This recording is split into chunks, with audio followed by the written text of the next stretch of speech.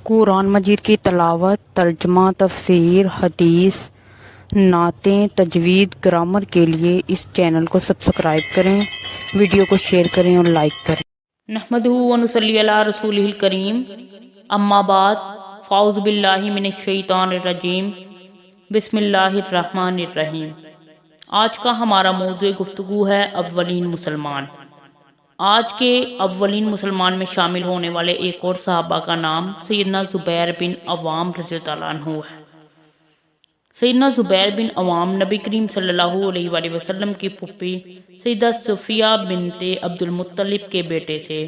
ان کے والد عوام بن خلید ام المومنین حضرت خدیجہ بنت خلید رضی اللہ عنہ کے بھائی تھے۔ زبیر رضی اللہ عنہ کا سلسلہ نسب یہ ہے: زبیر بن عوام بن خلید بن اسد بن عبد العزیٰ بن قصہ بن کلا بن مرہ بن قعب بن لوئی قریشی اسدی رضی اللہ عنہ۔ ان کی کنیت ابو عبداللہ تھی۔ آپ کا نسب 5ویں پشت پر پہنچ کر نبی کریم صلی اللہ علیہ وآلہ وسلم کے نسب سے جا ملتا ہے۔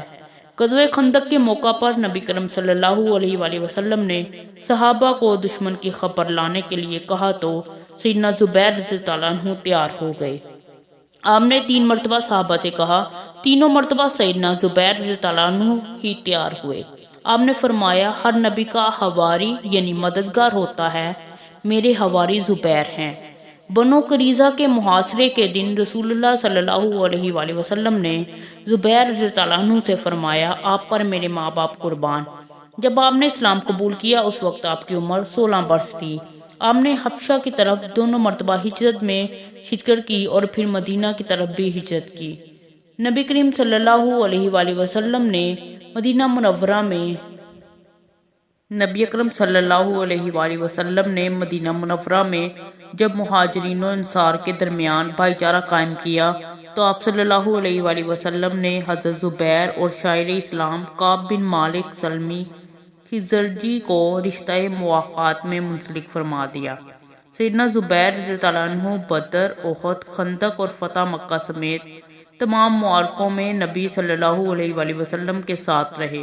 آپ ان 10 سعادت مند افراد میں سے تھے جنہیں نبی صلی اللہ علیہ وآلہ وسلم نے جنت کی بشارت دی، اور ان 6 خوش نصیب افراد کی شعراء میں شامل تھے جنہیں عمر رضی اللہ عنہ نے شہادت کے وقت خلافت کے لیے نامزد کیا اور فرمائے کہ نبی صلی اللہ علیہ وآلہ وسلم وفات تک ان سے راضی رہے۔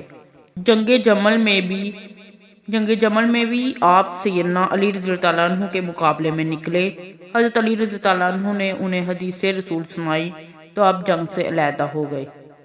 اب بصرہ کے جنوب مغربی جانب وادی صبا میں نماز پڑھ رہے تھے کہ ابن جرموز نے حملہ کر کے آپ کو شہید کر دیا۔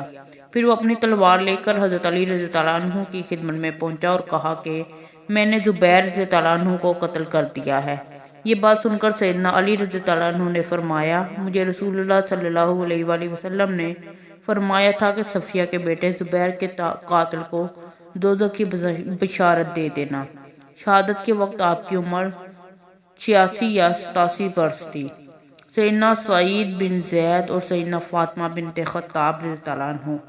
سعید بن زید رضی اللہ عنہ کا سلسلہ نسب یہ ہے: سعید بن زید بن عمر بن نفیل بن عبد العزیٰ بن ریاح بن عبداللہ بن قرط بن رضا بن عدی بن قعب بن لوئی رضی اللہ عنہ۔ آپ کی کنیت عبد الاورد تھی۔ آپ نے ہوش سنبھالتے ہی کلمہ توحید سنا۔ بت پرستی سے بیداری انہیں ورثے میں ملی تھی۔ ان کے والد زید بن عمر بن نفیل پکے موحد اور دین ابراہیمی کے پیروکار تھے۔ انہوں نے زمانہ جہالت ہی میں بت پرستی ترک کر کے اللہ تعالیٰ کی توحید کو اختیار کر لیا تھا۔ اس لیے رسول اللہ صلی اللہ علیہ وآلہ وسلم نے ان کے بارے میں فرمایا، انہیں روز قیامت ایک امت کی حیثیت سے اٹھایا جائے گا۔ زید بن عمر بعثت نبوی سے 5 سال پہلے جب اہل مکہ خانہ کعبہ تعمیر کر رہے تھے فوت ہوئے۔ ان کے بیٹے سعید بن زید پر ان کے جستجوئے حق کے گہرے اثرات تھے، اس لیے وہ دعوت اسلام کے ابتدائی دنوں ہی میں مسلمان ہو گئے۔ سیدنا سعید کی اہلیہ فاطمہ بنت خطاب رضی اللہ عنہ جو عمر بن خطاب رضی اللہ عنہ کی بہن تھی، وہ بھی ان سے پیچھے نہ رہیں۔ انہوں نے بھی ان کے ساتھ ہی اسلام قبول کر لیا۔ سیدنا عمر بن خطاب رضی اللہ تعالیٰ عنہ کو اسلام کی طرف راغب کرنے میں ان میاں بیوی کا بڑا اہم کردار تھا۔ سیدنا عمر رضی اللہ عنہ سے سعید بن زید کی کئی حوالوں سے رشتہ داری تھی۔ وہ عمر رضی اللہ عنہ کے چچا زاد تھے اور ان کی بہن فاطمہ بنت خطاب رضی اللہ عنہ کے شوہر بھی تھے۔